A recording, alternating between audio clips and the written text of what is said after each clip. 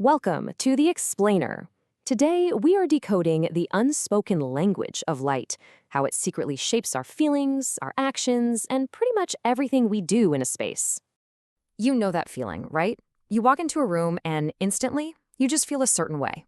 This spa, for example, with its warm, low light, it's telling your entire body to just slow down, relax. But then you walk into this fast food joint.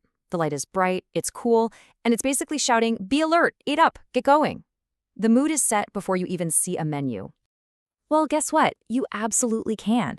And the secret weapon isn't the furniture, it's not the layout, it's the light. And today, you're going to learn how to speak its language. All right, let's get into it. This is a huge shift in thinking. Designers aren't just dealing with sunlight anymore. Oh no. They're basically conducting an orchestra, creating the entire atmosphere of a space from scratch. Think about it. The sun is incredible, but it's kind of wild, right? It does its own thing. Artificial light, though, that gives us total and complete control.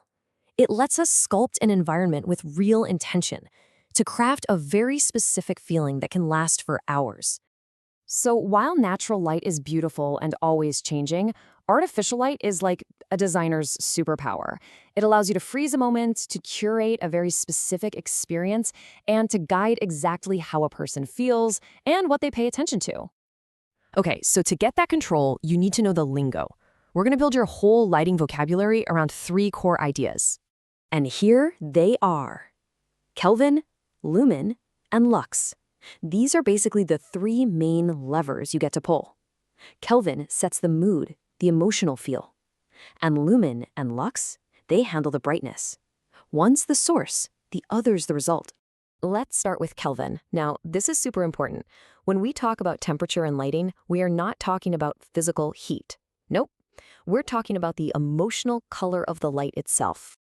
And this scale just makes sense. Low Kelvin numbers, like 2700 K, give you that warm, cozy, sitting by the fire feeling. As you climb up the scale to 6500 K, the light becomes cooler, crisper, more like the energizing light of a bright, clear sky. I mean, look at this. It just shows the difference so perfectly. On the left, that warm, layered light says, "Hey, stay a while, get comfortable." It feels intimate.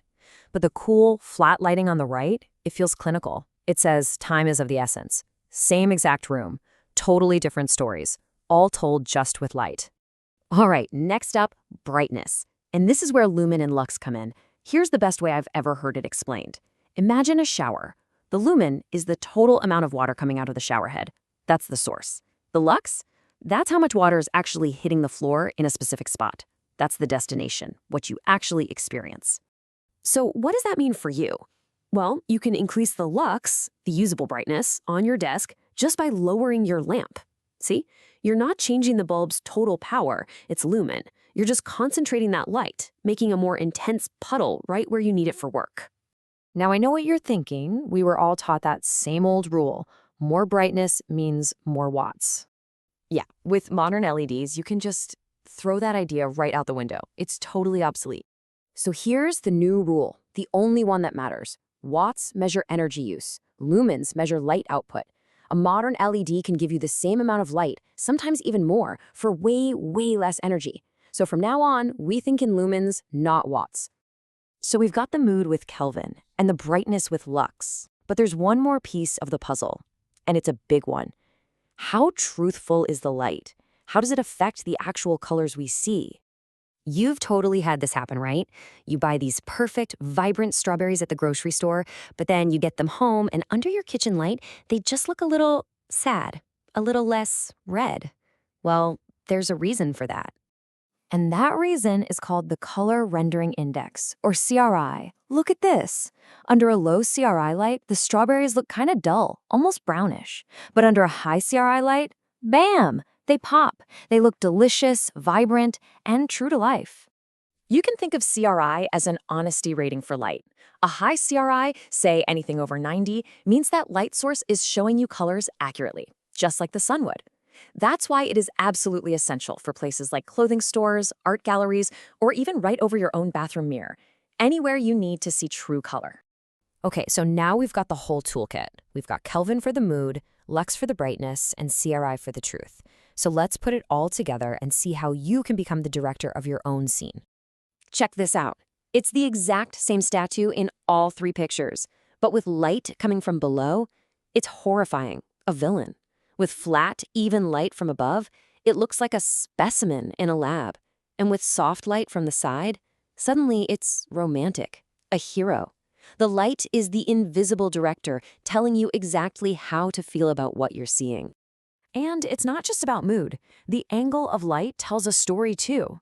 When you graze a surface with light from a sharp angle, you reveal every little detail, every bit of texture. But hit that same wall with light from the front, it can make it look completely flat. You literally control the perception of texture. So these are your new tools. Seriously, think of them as sliders on a mixing board for reality.